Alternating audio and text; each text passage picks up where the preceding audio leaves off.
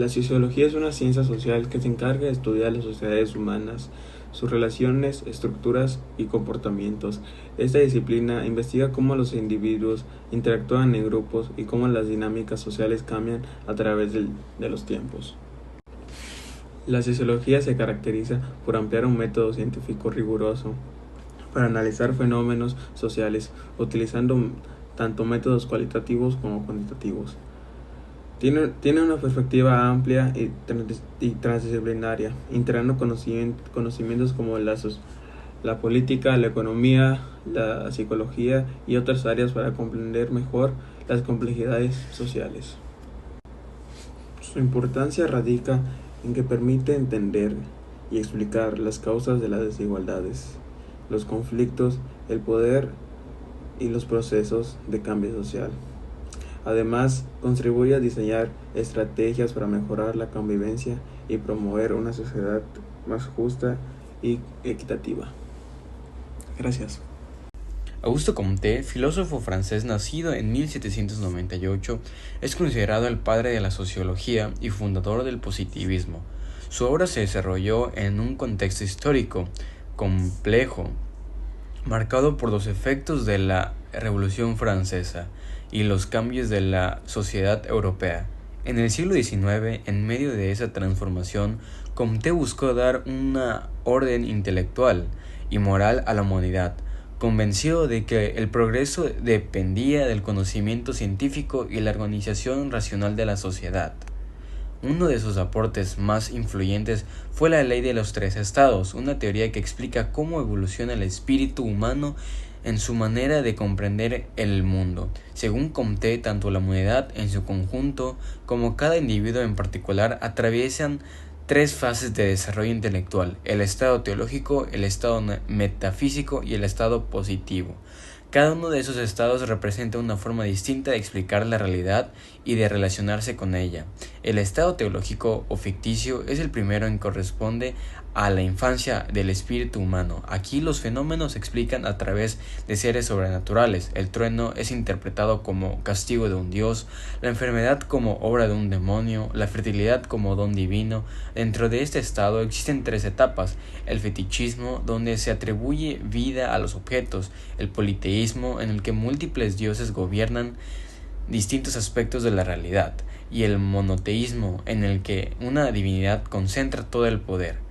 Este pensamiento dominó la antigüedad y fue la base de las primeras religiones y organizaciones sociales. El estado metafísico o abstracto representa una transición. En él ya no se habla de dioses, pero los fenómenos aún se explican mediante entidades invisibles o fuerzas ocultas. Se habla de esencias naturales o causas abstractas. Por ejemplo, la enfermedad deja de ser vista como castigo divino, pero se atribuye a fuerzas vitales misteriosas. Esta etapa caracterizó la Edad Media y el inicio de la modernidad, y aunque significó un avance, seguía sin ofrecer conocimientos verificables. El estado positivo o científico es el más maduro. Aquí el hombre abandona tanto los dioses como las abstracciones y se dedica a buscar leyes comprobables. La explicación ya no pregunta por qué, sino cómo. La medicina descubre bacterias y desarrolla tratamientos. La astronomía formula leyes físicas como la gravitación.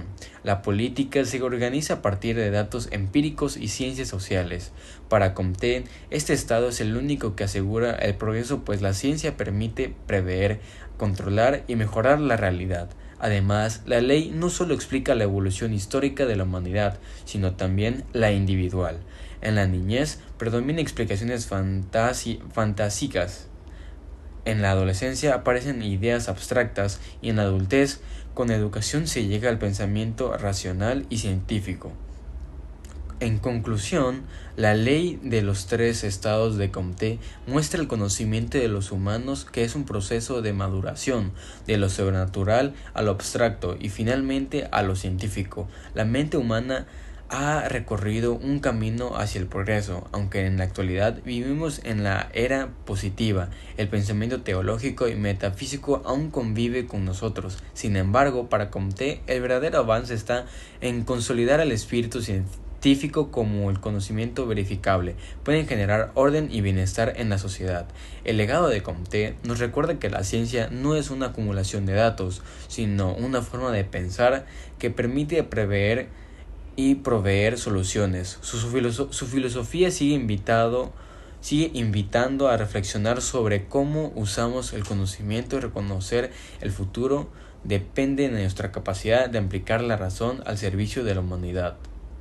Mi nombre es Jair y hoy voy a hablarles sobre la contribución de Carlos Marx a la sociología con el materialismo histórico. Carlos Marx, nacido en Alemania en 1818, fue un filósofo economista y sociólogo que analizó cómo la economía influye en la organización de la sociedad. Para él, la base de toda sociedad es su estructura económica, y a partir de ella se forman las instituciones políticas, culturales y sociales. Su teoría del materialismo histórico explica que la historia de la humanidad ha estado marcada por la lucha de clases.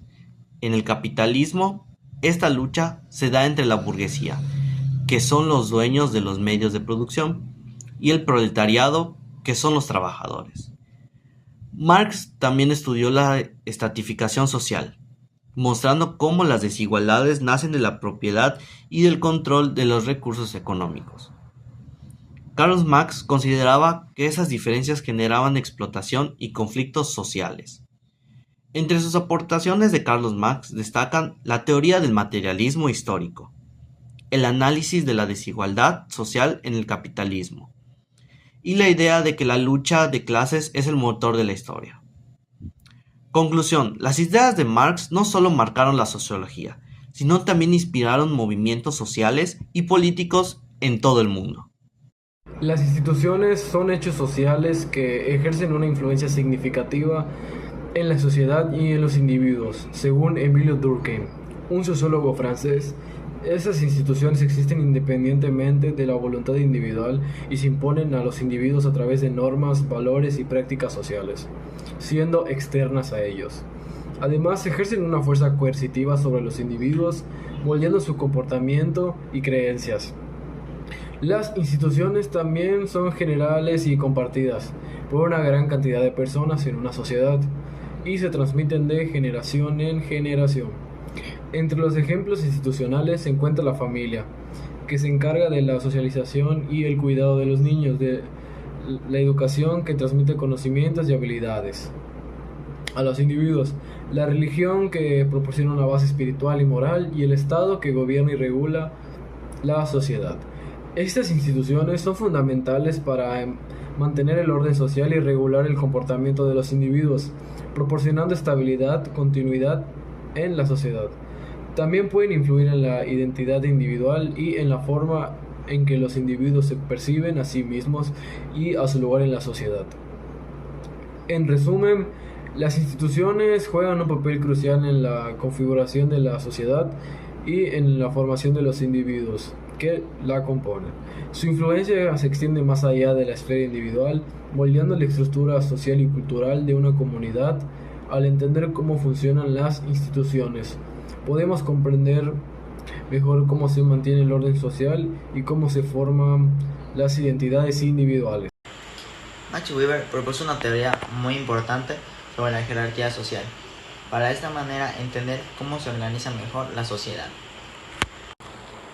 Para Weber, la jerarquía social no es algo simple, sino incluye tres dimensiones principales: la clase social, el estatus y el poder. La clase social está relacionada a la posición económica de las personas, así como los recursos que poseen o la capacidad que tienen para obtener ingresos.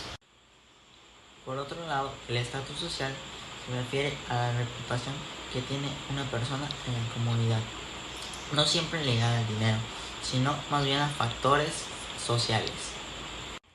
Finalmente, el poder es la capacidad de imponer voluntad propia, aunque haya resistencia de otros. Además, Weber usa el concepto de tipo ideal como una herramienta para analizar la realidad social. Estos tipos ideales no existen en la realidad en su forma pura, pero nos ayudan a comprender las complejidades sociales. Estas ideas son muy útiles para comprender fenómenos sociales, tales como la desigualdad, la movilidad social y la distribución de poder en la sociedad. Gracias a esto, la sociología puede explicar más a profundidad cómo se estructuran las relaciones sociales y cómo aplican en nuestra vida diaria. Y listo, esto fue todo sobre el sociólogo Max Weber y gracias por su atención.